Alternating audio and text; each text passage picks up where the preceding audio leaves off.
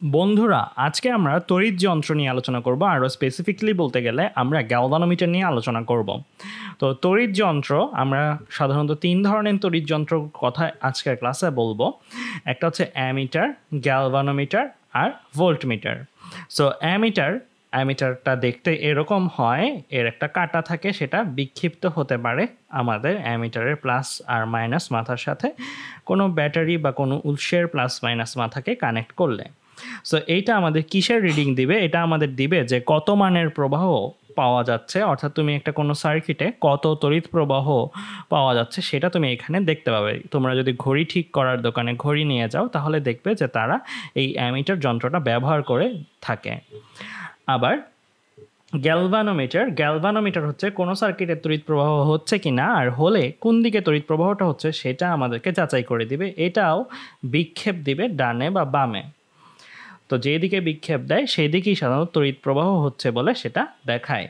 Voltmeter তড়িৎ সার্কিটের কোনো দুই বিন্দুর মধ্যে তুমি যদি ভোল্টমিটারের প্লাস মাথা আর মাইনাস মাথাকে কানেক্ট করো তাহলে তুমি ওই দুই বিন্দুর মধ্যে বিভব পার্থক্য কত সেটা তুমি মেপে ফেলতে পারবে ভোল্টমিটারের মাধ্যমে।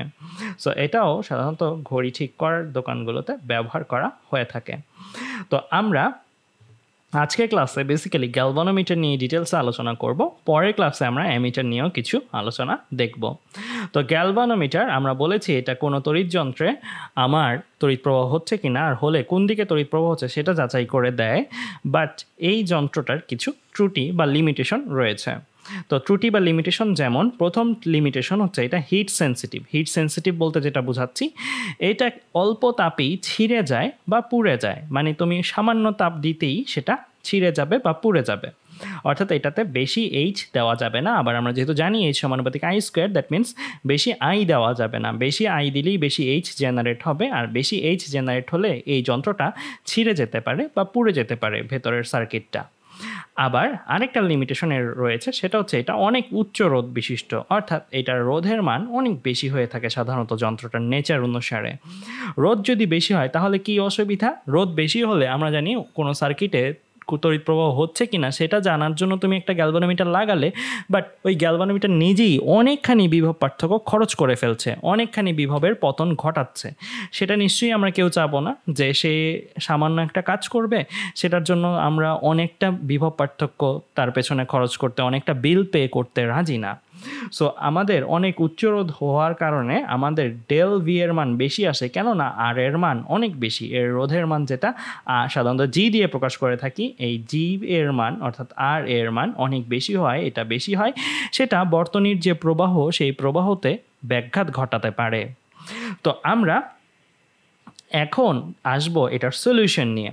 তো এটার দুইটা প্রবলেম আমরা দেখলাম গ্যালভানোমিটারের, আর দুইটা প্রবলেমের সলিউশন আমরা একটা সামান্য কিছু করার মাধ্যমেই করে ফেলতে পারি। আমরা যদি শান্ট যুক্ত করি, তোমরা বলতে পারো শান্ট কি? শান্ট সিম্পলি দেখতে এরকম। সো এটার গায়ে কি লেখা আছে? একটা রোধের ভ্যালু দেওয়া আছে, অর্থাৎ এই অংশটার রোধের ভ্যালু দেওয়া আছে 0.01 ওহম।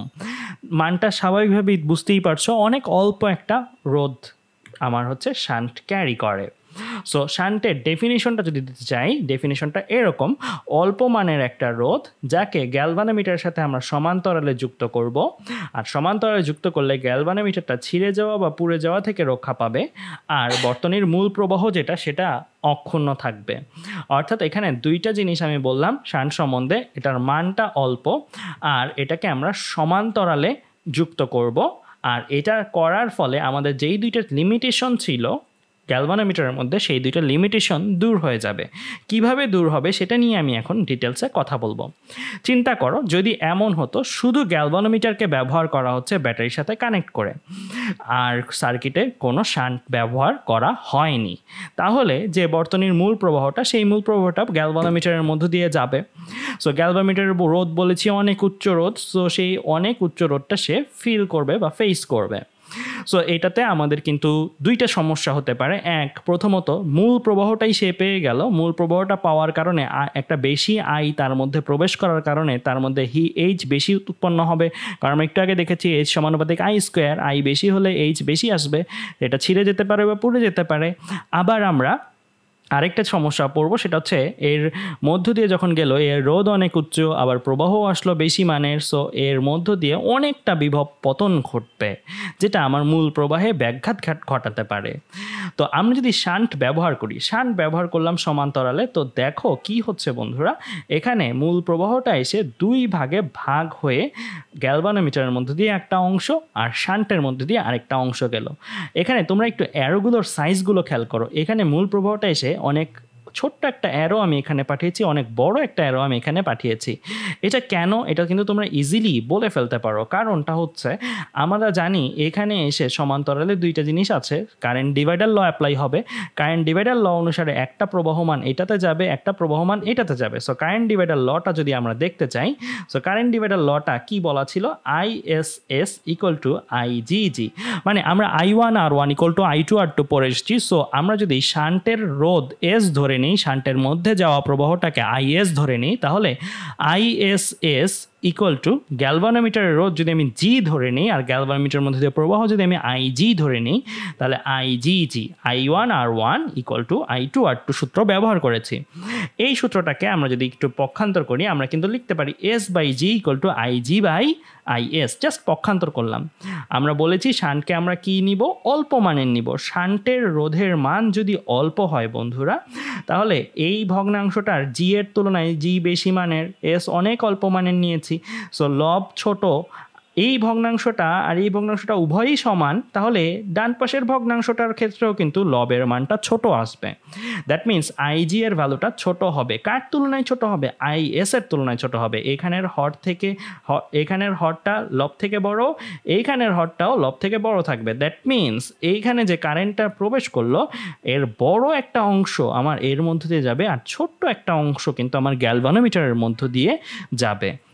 সো আমরা কিন্তু এটাতে একটা সুবিধা করে ফেললাম, সেটা কি, আমরা প্যারালালে কানেক্ট করার ফলে আমার এইটার মধ্য দিয়ে কি অনেক অল্প মানের একটা প্রবাহ ঢুকলো। অনেক অল্প মানের একটা প্রবাহ ঢুকলে আমাদের কিন্তু ব্যাপারটা এরকম যে আমরা এই সমানুপাতিক কি দেখেছি, I²। সো এইখানে চিন্তা করো বন্ধুরা, যেই পরিমাণের I প্রবেশ করেছে, এটা যদি I হয়, এইখানে কিন্তু আমার আইটা আর প্রবেশ করতে পারলো না, বরং IG টার্মটা প্রবেশ করলো। সো IG অনেক ছোট। কেন ছোট? কারণ এখানে প্রথমত দেখো, চিন্তা করে দেখো, আমি যদি ক্রম আকারে লিখি, এই প্রবাহটা I প্রবাহটা এখানে এসে দুই ভাগে ভাগ হয়েছে। দুইটা ভাগ কি কি? একটা হচ্ছে IS, আরেকটা হচ্ছে IG। আবার এই দুইটা ভাগের মধ্যেও ছোট ভাগটা কি আমার IG এর ভ্যালু। তাহলে আমি যদি একটু লিখতে চাইলে কিন্তু এরকম একটা ক্রম লিখতে পারি। IG এর ভ্যালুটা কিন্তু IS থেকে ছোট, আবার ISটা কিন্তু I থেকেও ছোট। এই জায়গাটার মধ্যে যখন শান্ট ব্যবহার করিনি, তখন কিন্তু প্রবাহ প্রবেশ করলো কত পরিমাণ? I পরিমাণ। তাহলে হিট অনেক বেশি তৈরি হবে। আর যখন আমি এই শান্ট ব্যবহার করলাম, তখন কিন্তু আমার অনেক অল্প মানের একটা প্রবাহ গ্যালভানোমিটারটা পাচ্ছে। সো অনেক অল্প মানের একটা প্রবাহ পাওয়ার ফলে তার কিন্তু হিটটা অনেক অল্প জেনারেট হবে। হিটটা অনেক অল্প জেনারেট হলে যে প্রথম সমস্যাটা, যেটা তার পুড়ে যাওয়া বা ছিঁড়ে যাওয়ার যে ব্যাপারটা ছিল, সেটা কিন্তু অনেক কমে যাবে, রাইট? সো আমরা তাকে কিন্তু শান্ট ব্যবহার করার মাধ্যমে রক্ষা করে ফেললাম। এরপরে আমি আরেকটা জিনিস তোমাদের বুঝাবো, সেটা হচ্ছে শান্টের আমরা কি বলেছি, যে আমরা প্যারালালে কানেক্ট করার ফলে শান্টের মানটা, শান্টের স্রোতটা কি হবে, এই জায়গাটার মধ্যে আমার বিভব পতনটা কম হবে। কেন কম হবে? কারণ বর্তনীর মূল প্রবাহটা কেন কমে যাবে? কারণটা হচ্ছে, চিন্তা করে দেখো, আমি একটু একটা আলাদা পেজে নিয়ে তোমাদের একটু বোঝাই এই জিনিসটা। তো দেখি, যদি আমরা যদি দুইটা রোধ নিয়ে কাজ করি, একটা হচ্ছে 10 ওহম, একটা 5 ওহম। এই দুইটা রোধই এখানে আছে সিরিজে, 10 আর 5। আর এই দুইটা রোধকেই আমরা যদি আবার প্যারালালে দেখি, 10 আর 5। তো প্রতি ক্ষেত্রেই আমাদের ধরো একই মানের প্রবাহ যাচ্ছে। দ্যাট মিনস প্রতি ক্ষেত্রে আমার প্রত্যেকটার মধ্য দিয়ে একই I প্রবাহ ধরো যাচ্ছে। সো দুইটার মধ্যে, প্রত্যেকটার মধ্যে যদি একই I প্রবাহ যায়, আমরা ফর্মুলা কি জানি, VB নির্ণয়ের ফর্মুলা V = IR। সো আমরা যদি এখানে V বের করতে চাই, সো এখানে Vটা কি আসবে, I কত, I যদি I ধরে নিই, সো 10I। এখানে V কত আসবে, এখানে V আসবে 5I। এইখানে ভি কত আসবে 15i, আর এইখানটাতে ভি কত আসবে, এইখানটাতে আগে আমার তুল্যরোধ বের করতে হবে। সো তুল্যরোধ যদি আমি বের করতে চাই, তুল্যরোধের সূত্র কি আমরা জানি, দুইটা রোধ যদি প্যারালালে থাকে তাহলে আমরা একটা শর্টকাট ফর্মুলা অ্যাপ্লাই করতে পারি, তাদের গুণফল বাই তাদের যোগফল। সো আমি 10 গুণন 5 ডিভাইড বাই 10 যোগ 5, সো এটা আমি ইউজ করতে পারি। তো এটা যদি আমি ইউজ করি ক্যালকুলেটারে, 10 গুণ 5 ডিভাইড বাই 10 যোগ 5, আমার কাছে হিসাব করে আসছে কত 3.33 ওহম। সো আমি এখানে কি লিখবো 3.33 আই। সো চিন্তা করে দেখো কোন ক্ষেত্রটাতে, চারটা তো কেস আঁকলাম আমি, কোন ক্ষেত্রটাতে আমার সবচেয়ে কম বিভব পার্থক্য খরচ হচ্ছে, এই ক্ষেত্রটাতে না। সো এর জন্যই আসলে আমরা শান্টকে প্যারালালে কানেক্ট করব, কারণ প্যারালালে কানেক্ট করলে আমার তুল্য রোধের মানটা কি অনেক কমে যায়।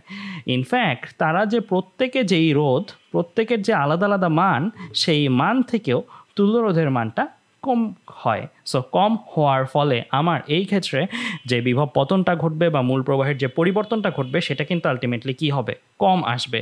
সো আমরা এই ক্ষেত্রে এই জন্যই কী করি, প্যারালালে কানেকশনটা দিই যাতে তুল্যরোধের মানটা কমে যায়।